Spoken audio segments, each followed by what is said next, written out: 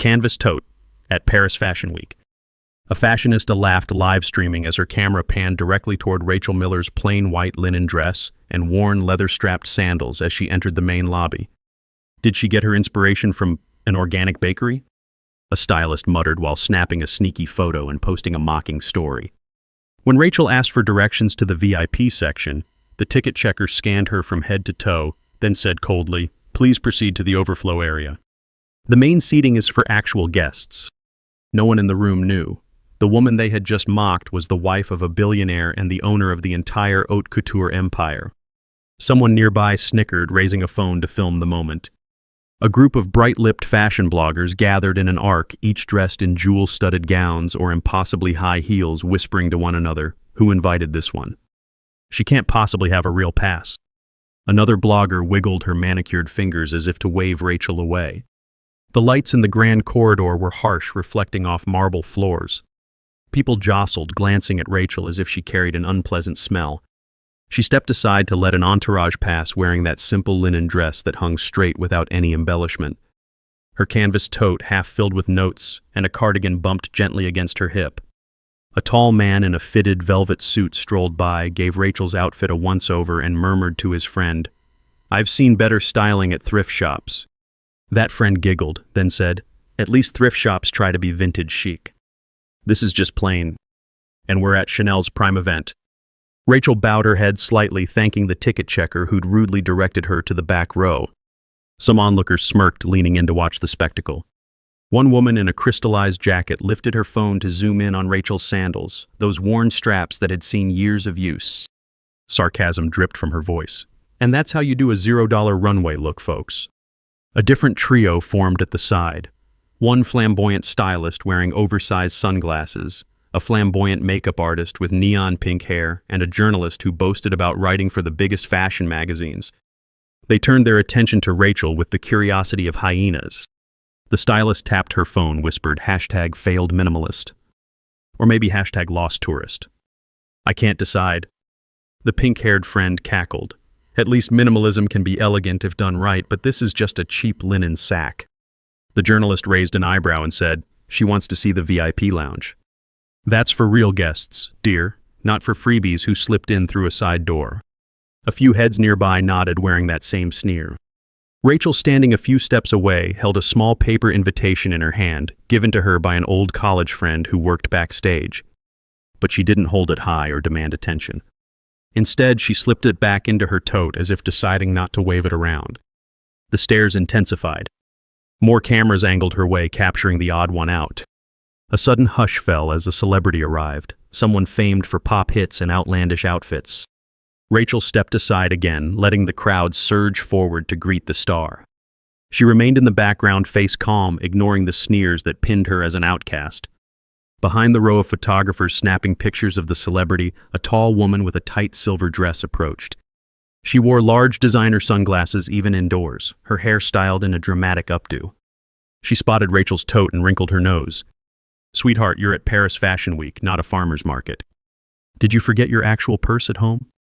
Rachel's gaze flicked toward that woman for just a second, then lowered to the polished floor. No retort came, just that faint tilt of her chin as if acknowledging the barb. The woman took a mocking step closer, brandishing an expensive perfume in her hand. She asked with a syrupy tone, "Or do you think real accessories aren't worth the trouble? Must be fun to wander around clueless." A fresh wave of giggles rippled among passers-by. Rachel pressed her palm gently against her tote, holding it in place. Her posture suggested she wasn't about to justify anything. Another voice, belonging to a fashionable young man leaning on a marble pillar, cut through the air. "I'd die of shame showing up in that shapeless thing." Did she confuse laundry day with runway day? The silver-dressed woman laughed loudly, swirling the perfume bottle for emphasis as if to douse Rachel in a better scent. Rachel turned towards the main hall, seeming ready to vanish from their sight, when a mocking laugh followed her like a biting wind. She paused at a corner, checking the invitation again this time, hoping to find a map or some detail to confirm her seat. An usher scurried by with a stack of programs. Rachel tried to ask politely where she could find seat number 104. The usher eyed her, once noticed the plain dress, and said, "You have the wrong color-coded badge, I believe. Overflow seating is outside the main gallery." "Maybe you missed the sign?" Her voice was tinted with annoyance. Two fashion bloggers walked behind the usher, overhearing. One whispered loudly, "Overflow is where they put people who are definitely not on the VIP list. Good luck seeing anything from there, honey." Then they snapped a selfie with Rachel in the background, clearly intending to post a humiliating side-by-side. Rachel set a hand on her lanyard, confirmed the seat number on the paper, but the usher shook her head and repeated, "That's for official invites. Your seat must be in the back. You'll find it eventually if you follow the general admission signs." The tension in the air was thick, as if everyone around was complicit in establishing that she didn't belong. Rachel's fingers curled around the edges of her invitation, her posture stiffening for a moment. Then she made a small, nearly imperceptible bow to the usher as thanks stepped aside and walked deeper into the corridor. A glimmer caught her attention from a full-length mirror leaning against one wall. It reflected the swirl of haute couture, shimmering gowns, men in tailored suits, women with elaborate hats. Among them, Rachel's reflection appeared unadorned, bare arms, simple fabric, neutral face. She paused a second, eyes lingering on that reflection. In a quiet flicker of memory, an older woman's voice echoed from a different time. "Your strength isn't in the dress you wear. It's in how you stand when people underestimate you." A faint, subtle shift of Rachel's expression suggested that memory carried both comfort and sadness. Then she turned away, rejoining the crowd. Another man with a gold lapel jacket hissed to his companion, "Look at that. No makeup, no brand logo in sight. She must be from some charity group. Or maybe a clueless intern." The companion snorted. "Even interns dress better. I'd be ashamed if I had to invite someone like that." Rachel slipped past them, heading for a less crowded corner. She noticed a small sign that read VIP reception, but an attendant with a clipboard stepped in her path. "Sorry, madam, but the lounge is restricted to certain pass holders." His gaze traveled from her dress to her sandals. "Your pass is obviously not for that zone.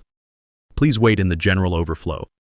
That last phrase, general overflow, was repeated with sneering emphasis. The humiliations kept stacking. She accidentally brushed shoulders with a tall model adjusting the train of her gown. The model jerked away, exclaiming, "Careful. That's couture you almost wrinkled." Another stylist joined in. "That linen might leave lint on the sequins. Next time watch where you're going." Rachel offered a silent nod of apology. The stylist snickered loud enough for people around to hear. "We should start a new show, Paris Fashion Don'ts." She'd be front row as the example of everything wrong. A ripple of laughter followed. Moments later, Rachel attempted to locate the refreshment area, maybe to stand aside with a glass of water. She found the bar lined with glamorous individuals sipping champagne from delicate flutes. She stepped up, gave a polite smile to the bartender. But a group to her right blocked her access, ignoring her presence. One of them, a heavily jeweled socialite, cocked her head at Rachel and said, "Are you sure you can afford a drink here? Or is water on the house?" The bartender caught that remark and raised an eyebrow at Rachel's simple attire, then offered a dismissive nod. Rachel lifted her hand in a small wave as if to say never mind, and walked away without ordering anything, leaving the socialite to smirk into her glass.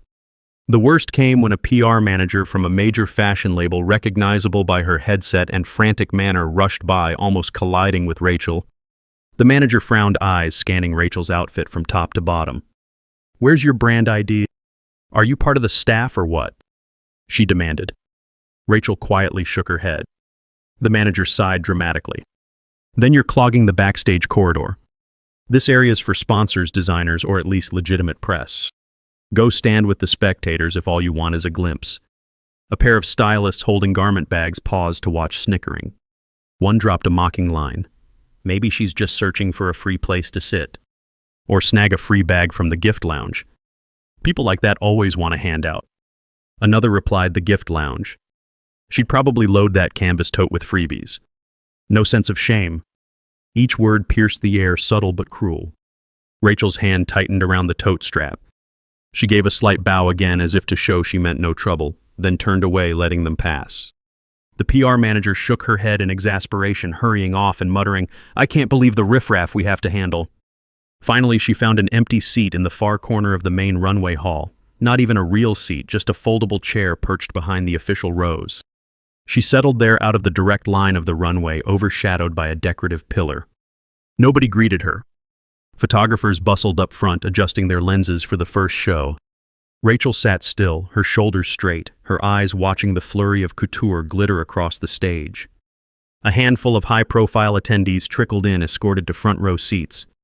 People in that row wore expressions of bored indulgence, ignoring the hush of excitement that gripped the lesser seats. Rachel noticed one starlet in a gold-sequined gown who stared directly at her for a moment, then whispered to her companion. They both erupted in quiet laughter. A flash of disappointment crossed Rachel's face, but it vanished as quickly as it appeared. She simply folded her hands in her lap, the canvas tote resting at her feet.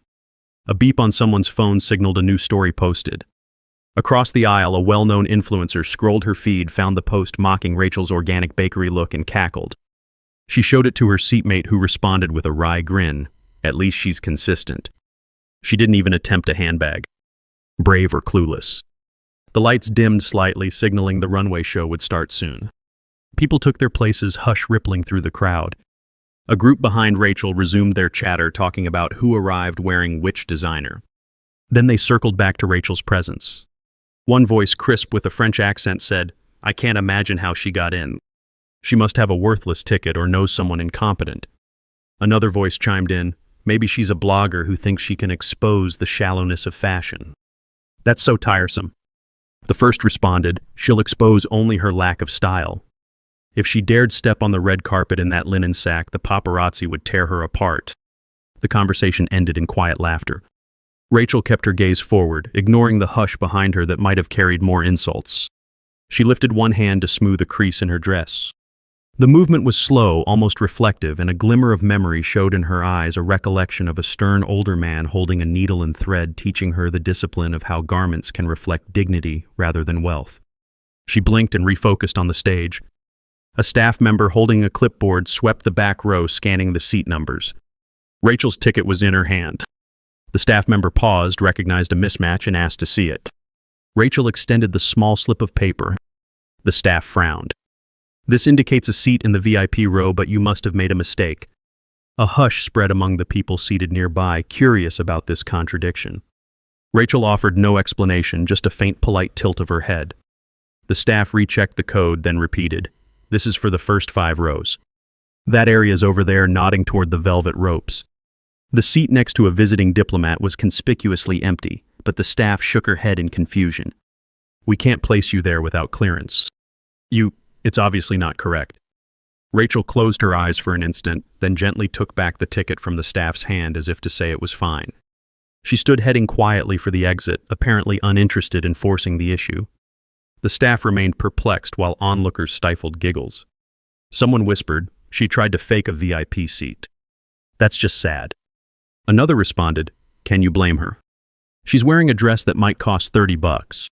No wonder she's desperate." Outside the hall, the lobby buzzed with guests, eager for the next runway segment or waiting to rub shoulders with designers. Rachel paused near a large sculpture that served as a photo spot for influencers. A cluster of glamorous women finished their group selfie, then turned around and noticed Rachel. One with a fur stole gave a dramatic gasp, pointing to the linen dress as if it were an offense to her eyes. God, do people not read the dress code? This is Haute Couture Week, not the local farmers' gathering. Another woman cackled. Her parents probably never taught her how to dress properly. Or she's making a rebellious statement. Either way, it's cringe. At that moment, Rachel's phone buzzed in her tote. She retrieved it, glancing at the screen. A tiny gesture of relief flickered on her face, but she swiftly placed it back. She started to move away from the row of scornful women when a dramatic squeal halted her. One woman had leaned down to pick up a small cloth that Rachel inadvertently dropped her plain embroidered handkerchief. The woman waved it in the air like a rag. "Excuse me, you forgot your trash bag, ma'am." The group burst into shrill laughter, heads tilting back as if this was the funniest joke of the night. Rachel approached, calmly, took the handkerchief without a word, and offered a modest bow as thanks, ignoring their continued jeers. She turned to leave. Just then a memory threaded into her mind's eye, a younger version of herself standing in a wide, silent hallway lined with ancestral portraits.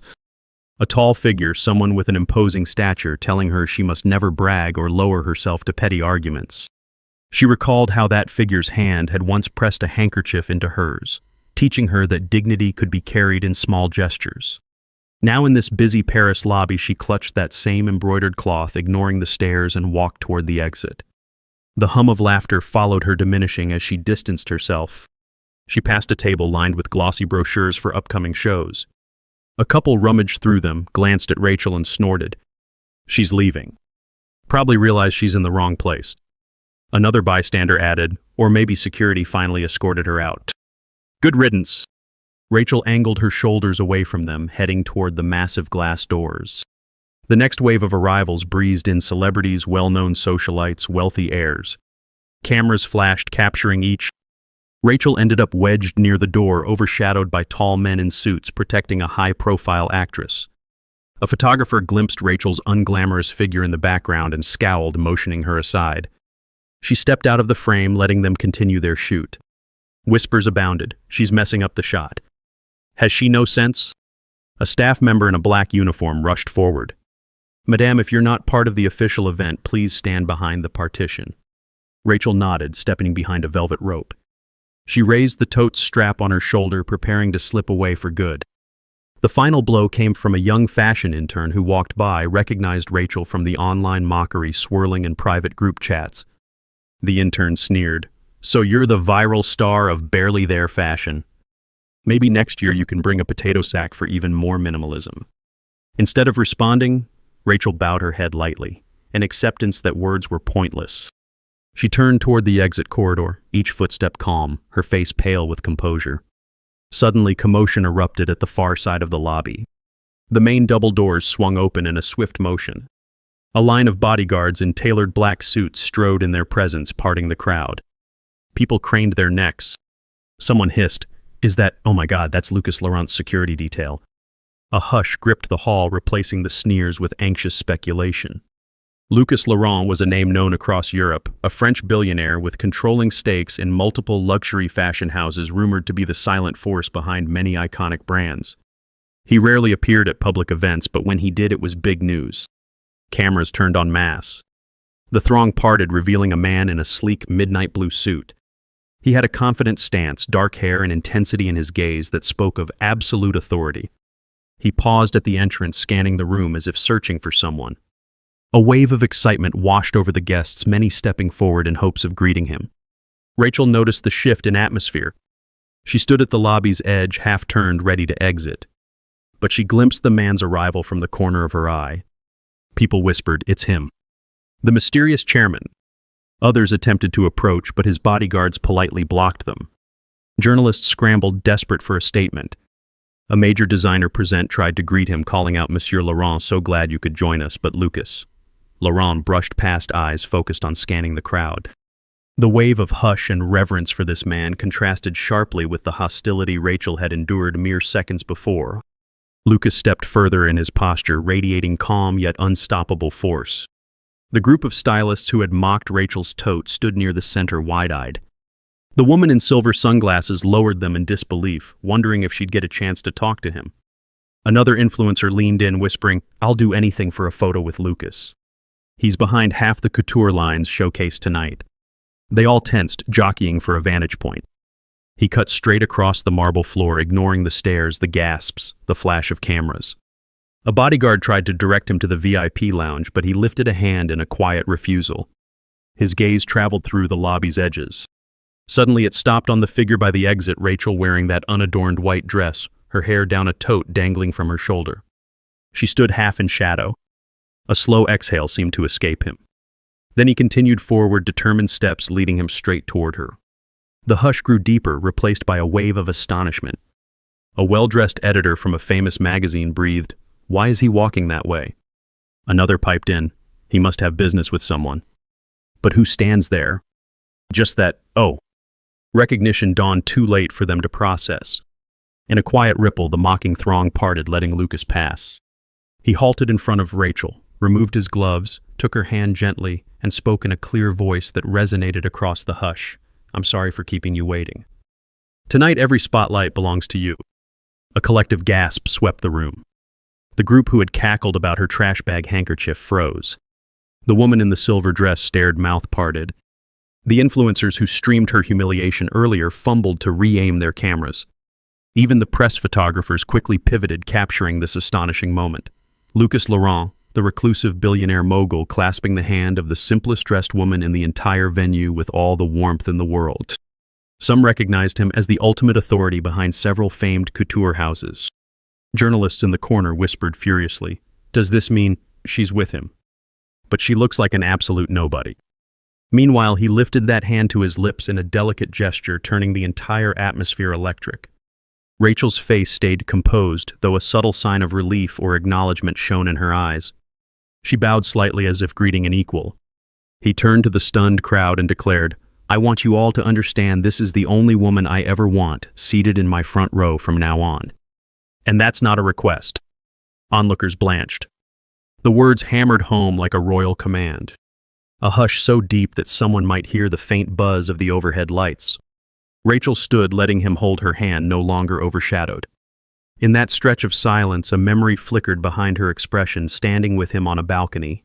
A quiet evening after a small wedding in a private courtyard, the way he promised to never force her to wear her family's wealth or his. Now in front of this fashion elite, he reaffirmed that vow in a single sentence.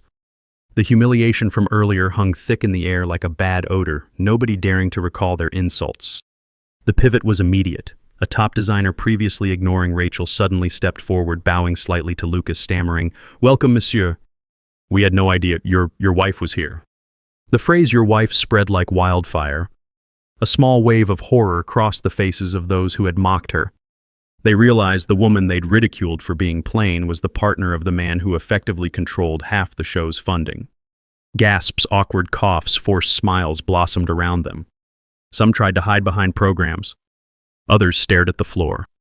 Lucas's voice carried calmly. "If the show is about celebrating vision and craftsmanship, then perhaps we should remember that respect matters just as much as design." He looked around at the ring of faces, not raising his tone, but the authority crackled. A well-known stylist who had posted that nasty story stepped forward, trembling. She tried to mumble an apology, stumbling over her words. Lucas gave her an indifferent glance, then turned to Rachel, softly asking, "Are you all right?" She nodded with that same serene composure she'd shown the entire day. A hush of guilt drenched the nearest group. One woman in a fur stole took a step back, recalling her jibe about farmers' market style. She covered her mouth, eyes darting around for an escape. The tall man in the velvet suit who had mocked thrift shops looked pale, trying to slip behind a row of press stands. Everyone realized they had scorned the wife of the empire's chairman. The social consequences were almost unimaginable. A flood of whispered shock coursed through them. Lucas lifted an arm, gesturing for a staff member. "Please escort Mrs. Miller to the front row, and ensure everyone understands she's an honored guest." Instantly, a staffer rushed to comply, bowing as though Rachel were royalty. Another staffer offered an apology, stammering how they didn't realize and please forgive the oversight. Rachel gave them the faintest nod, no signs of anger or vengeance. She followed Lucas, stepping deeper into the hall with bodyguards flanking them, while the crowd parted like the Red Sea. Some spectators fidgeted, hoping to catch a shred of goodwill from Rachel. But she walked in calm silence, not pausing for anyone who had sneered moments earlier. Meanwhile, at the edges of the corridor, a few half-hysterical guests realized they'd posted humiliating images or stories about her on social media. They clutched their phones, dreading the blowback if the chairman discovered what they'd done. Press cameras flashed, capturing the transformation of the night. The once ignored woman, now the center of all eyes, escorted by the mogul whose mere presence set the tone for every couture house in Europe. They reached the runway's front row, where a plush seat stood waiting. The original occupant, some minor royal, was swiftly relocated. The royal in question, red-faced, offered an embarrassed greeting, recalling how they might have walked right past Rachel without a word. The seat was now for Rachel, placed next to an empty seat evidently meant for Lucas himself. He lowered her gently into it. People in the audience craned their necks, stunned by the public display. Designers who had overlooked her scurried over to offer official programs, champagne, anything to mend their earlier neglect. She accepted politely, but left the champagne untouched, resting her hand lightly on the linen dress's skirt. A flicker in her expression as she glanced down, a memory of a younger version of herself resisting the urge to flaunt her family name, determined to remain simple. Now that principle had brought her scorn, but also let her stand unwavering in the face of it. Behind them, the large crowd jostled, uncertain how to behave. A wave of hush fell across the runway as the first model stepped out, in a striking ensemble, lights flaring. Yet the real spectacle was how the entire front row dynamic had changed. Rachel sat with her back straight, gaze focused on the model's walk, ignoring the sideways glances from major celebrities who realized they'd dismissed her earlier. Some tried to smile sheepishly at her as if forging a sudden bond. She kept her face composed, only tipping her head if someone truly addressed her kindly. Lucas, seated beside her, placed a discreet hand atop hers, a show of solidarity. Photographers snapped away, capturing every nuance. A few front-row regulars whispered among themselves, "She's the new queen of this show. We insulted her." Another said, "No wonder she was so calm. She's used to carrying that weight." Meanwhile, the linen dress that once seemed a laughingstock now appeared like a statement piece in the glow of Lucas's admiration. The set designers dimmed the lights to spotlight the runway, but the real star for many was the quiet woman in white, unadorned by brand labels but steeped in an undeniable presence. Between segments, the show's organizers came forward to greet Lucas, discussing a potential partnership. He redirected them to address Rachel, saying, "I'd like my wife's opinion on the creative direction." The words "my wife" echoed through the hush, each repetition, a hammer driving in the truth of her identity. The organizers bowed, then nervously sought Rachel's input, stumbling over polite words. She offered minimal responses, small nods, a mild phrase here or there, and that was enough to send them scurrying off to implement changes. Journalists perched a few rows back scribbled furiously, sensing the biggest scoop of the season. Some prepared to gush about a secretly powerful woman with minimalist style. Others planned angles about how she'd single-handedly overshadowed the runway. Among them, a few recognized their own earlier cruelty, shifting in their seats with guilt. At a midpoint in the show, a new wave of designs swept the catwalk, lavish gowns, extravagant hats, intricate embroidery. Rachel watched attentively, hands folded in her lap. Lucas leaned in, whispering something. Her lips twitched in a barely-there smile as if she appreciated a private joke. People noticed the hush deepening around them. Then the lead designer, a small, anxious figure, emerged at the end of this segment, greeting the applause. He approached the front row with trembling excitement, addressing Lucas. "We have a final showstopper piece, and we'd be honored if Madame would do us the kindness of unveiling it." Gasps scattered across the crowd. Usually, the unveiling was done by the biggest celebrity or the brand's ambassador. The designer was effectively handing that spotlight to Rachel. The entire row of onlookers realized the significance. Many who had once sneered turned ashen, recalling they'd told that same woman to go find a seat in the overflow. Now she was asked to reveal the highlight of the entire show. Lucas nodded approvingly, then gently took Rachel's hand and led her onto the runway. The audience parted with awe. Cameras clicked in a frenzy, capturing the moment she stood center stage. The overhead lights glowed, illuminating her plainly dressed figure. Designers fluttered around, adjusting a massive gold-laced gown on a mannequin behind her. The lead designer handed her a small cord, instructing that once she pulled it, the final piece would rotate into view. She paused, scanning the crowd. A flicker of memory. The time she stood on a dais as a child, forced to endure a family gala, told to remain silent, while adults boasted about wealth. She pressed her lips, blinked once, and gave a slight tug to the cord. The gown spun gracefully, revealing a shimmering masterpiece of craft. Applause thundered. The designer gestured for her to stand next to the gown. She complied, calm, though a hint of amazement crossed her eyes at the skill behind the piece. Cameras flashed, capturing the linen-clad woman unveiling haute couture. The irony soared above the heads of those who once mocked her for lacking style. Now she symbolized the apex of the show's glamour just by existing and commanding respect. An ecstatic reporter rushed forward with a microphone. "Madame, how does it feel to reveal this final piece? Are you excited about the future of the brand?" The audience hushed, waiting for her answer. She paused, then spoke softly, each word measured. "It's an honor to see artistry recognized in such a magnificent way. True beauty transcends the label." Her voice was steady but quiet. The reporter angled the mic for more, but Rachel simply stepped back. Another journalist, more persistent, asked, "Do you have any personal message for the fashion community?" She let her gaze drift across the sea of faces. A few recognized the silent condemnation in her expression, recalling the cruel comments. She responded just as softly, "Fashion should celebrate people, not diminish them." Then she turned to the designer and offered a gentle bow, like a tribute to his skill. Applause broke out again, though some people looked down, remembering how they had diminished her not an hour before. Lucas joined her on stage. He guided her aside, announcing to the organizers that from next season forward she would hold a special advisory role in his fashion empire, overseeing ethical design and championing charitable initiatives for underprivileged youths. The crowd, stunned, clapped hesitantly at first, then more vigorously. Journalists jotted notes about the philanthropic angle. The half-mocking crowd from earlier recognized the shift. She was no mere plus one. She was a force with the potential to redirect the entire conversation about fashion. Meanwhile, a handful of lesser VIPs who had participated in the scorn tried to slip away, hoping to avoid any direct confrontation. Some apologized under their breath, leaving behind the strong smell of perfume and regret. Back in the lobby as the show ended, the flood of people parted to let Lucas and Rachel pass. She carried herself the same way as before, unhurried, her tote still in place, her face composed. Lucas placed a hand on her shoulder. A hush fell. He addressed the crowd that remained. "I trust everyone will treat my wife with courtesy and respect from this day on. She's chosen to stay quiet, but her influence speaks volumes."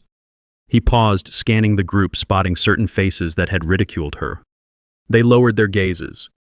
The silver-dressed woman with sunglasses approached, trembling, attempting some flustered apology. Rachel offered no harsh reply, just a slight nod, then turned to step outside.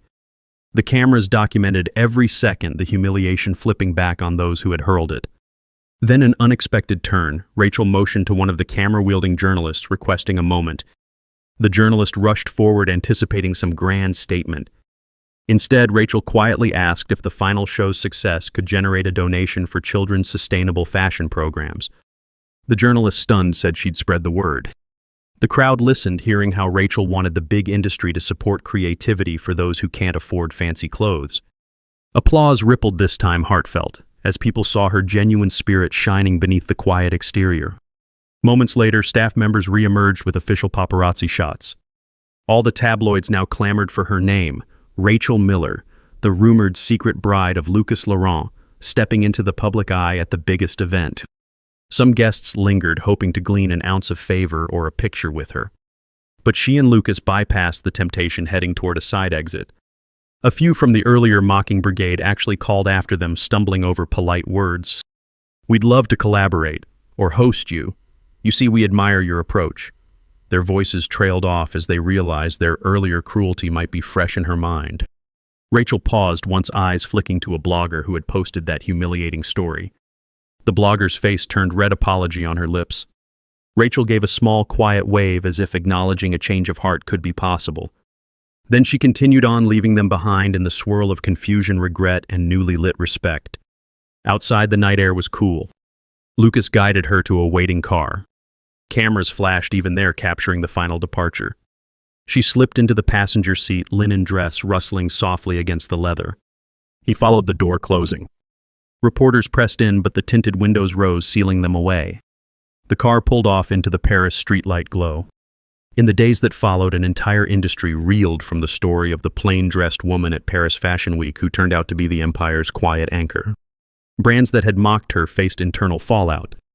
Influencers who ridiculed her lost subscribers, fans calling them out for snobbery. The silver-dressed woman found her invites drying up, whispers in private circles about how she'd insulted the chairman's wife. Meanwhile, Rachel's gentle stance became a global sensation, a testament that dignity outshines diamonds. She never demanded revenge or retribution. Her poised silence did the work, revealing who truly lacked class. Some who had slighted her found themselves uninvited from future events, not by her command, but by the wave of public disapproval. Rachel stayed with Lucas in their Paris suite for a few more days, quietly championing philanthropic deals aimed at local schools, insisting on programs that taught design to underprivileged kids. The press hungered for interviews. She gave only one short statement, urging the fashion world to embrace empathy and creativity for all. Then she vanished back into her private life, linen dresses, and all leaving behind a legacy of humility that overshadowed the cruelty she endured. She never changed her attire. She never raised her voice. Yet all the mocking eyes lowered when they realized her radiance was beyond any brand. And in that hush, an entire crowd recognized the silent, unwavering power of a woman who lived by different values. If this story resonates with something deep inside you, if you've ever stood quietly while being judged, know that your own presence can be stronger than their insults. Please remember to like, share, comment, and subscribe so more souls can find courage in her story. Let it echo that true worth is found not in the label on your dress, but in the soul that refuses to bow to shallow expectations. And if you carry that spark, nothing can take it from you.